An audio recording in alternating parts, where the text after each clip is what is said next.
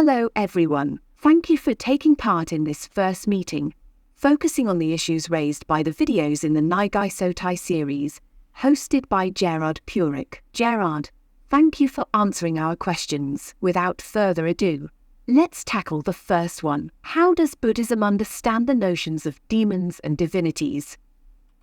This is a fundamental question. Humans from non-Buddhist cultures tend to see Buddhism through a Judeo-Christian prism, which influences or even prevents their understanding of Buddhist concepts. This is the case, for example, with the notions of demons and divinities. Let's take the notion of demons first.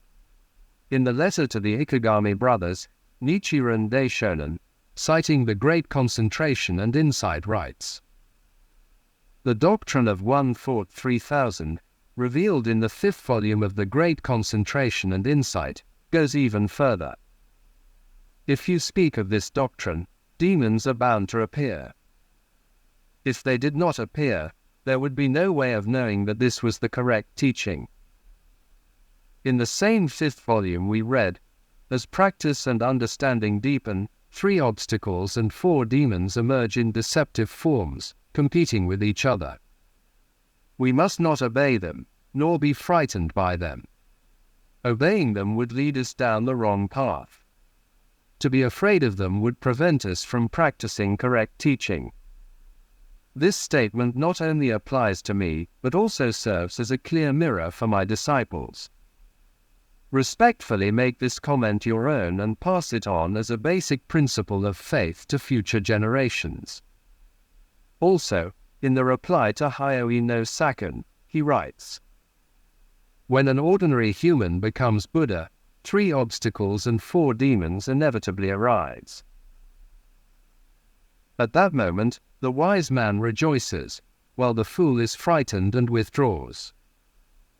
I will now briefly recall what the 3 obstacles and 4 demons are, in Japanese Sansho Shima. In Buddhism, the 3 obstacles are the obstacles due to evil passions, karma and retribution. Evil passions are the 3 poisons of greed, anger and stupidity. The obstacles due to karma are the bad deeds we have perpetrated in past lives. The obstacles due to retribution are the karmic consequences of our actions. The 4 demons are the demons of aggregates, bad passions, death and the king demon of the 6th heaven. The demon of aggregates disturbs the 5 elements that make us up. The demon of evil passions is stimulated by the 3 poisons. The demon of death takes hold of the practitioner's life. The demon king of the 6th heaven is considered to be the root of all obstacles and demons. The 3 obstacles and 4 demons are obstacles and trials that Buddhist practitioners must overcome on their path to enlightenment. However, in the process of awakening, the submission of the demon is an obligatory passage. In the letter to the brothers, Nichiren Daishonin writes that obstacles due to karma manifest in the form of the spouse and children, while obstacles due to retribution manifest in the form of the ruler and parents. The Ikegami brothers, Shijo Kingo and Nanjo Tokimitsu, were practitioners of Nichiren Daishonin Buddhism. They all faced obstacles and hardships as a result of their practice. The Ikegami brothers were disinherited by their father because they made shikubuku for him. Shijo Kingo was deprived of his fiefdom by his suzerain for the same reason. Nanjo Tokimitsu was unfairly overtaxed. But through their faith and practice, and by scrupulously following the advice of Nichiren Daishonin, these men eventually overcame these obstacles. The Ikegami brothers' father converted to the Buddhism of Nichiren Daishonin.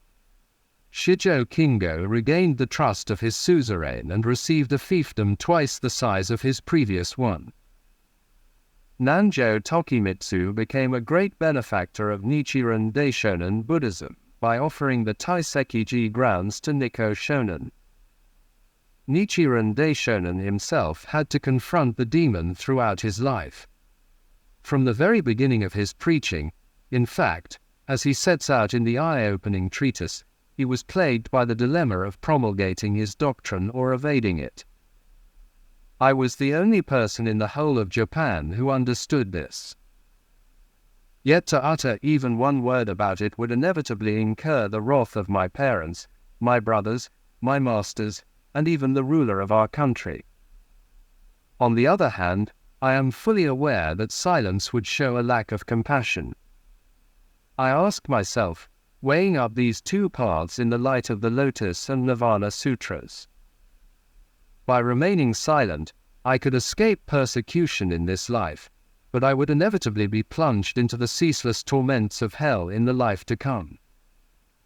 If I were to speak, I know full well that I would have to face the 3 obstacles and the 4 demons.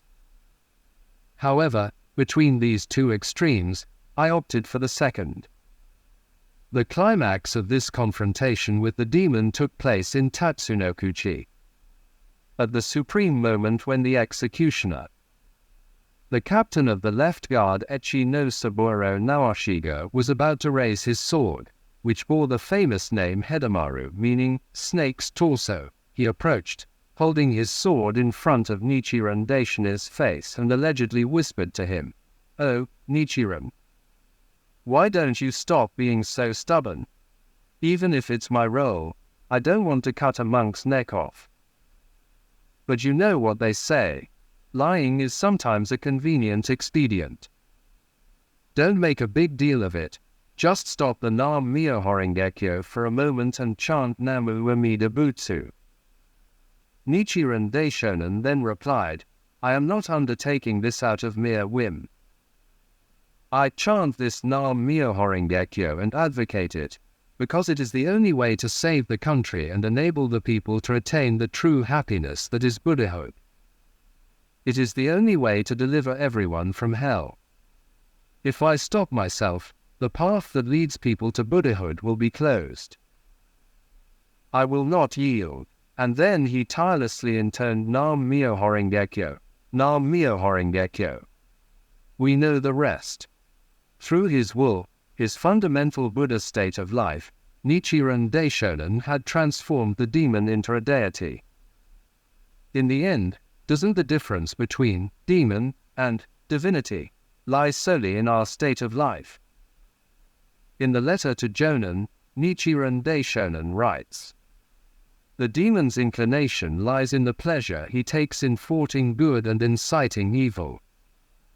However, in the face of those who, through vigorous resistance, stand up to him without allowing themselves to be corrupted, he then finds himself powerless and is forced to direct them towards good. This is what he did at Tatsunokuchi, resisting the demon who had no other resource than to transform himself into a divinity, allowing him to reveal his original nature as the fundamental Buddha, illuminating the eternal darkness of the end of the Dharma. Shakyamuni too had resisted the seduction of the demon under the Bodhi tree. And once he had become Buddha, it was the divinity Brahma who appeared to him internally to encourage him to save all beings.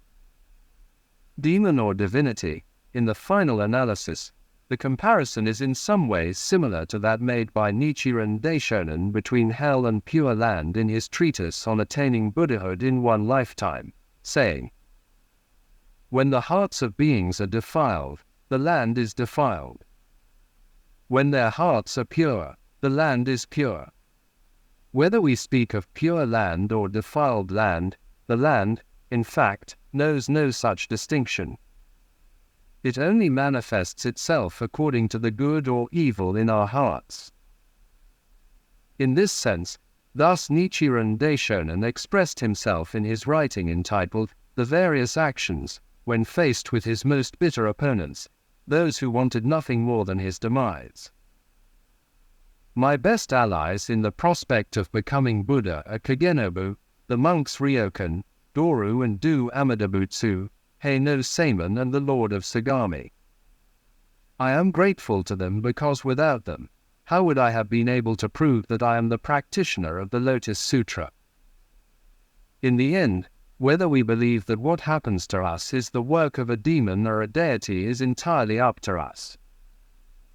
In answer to the wife of Messiah Ota, also known as Treatise on Achieving Buddhahood from this body, Nichiren Daishonin writes, "What is called poison is the two truths of suffering and the causes of suffering.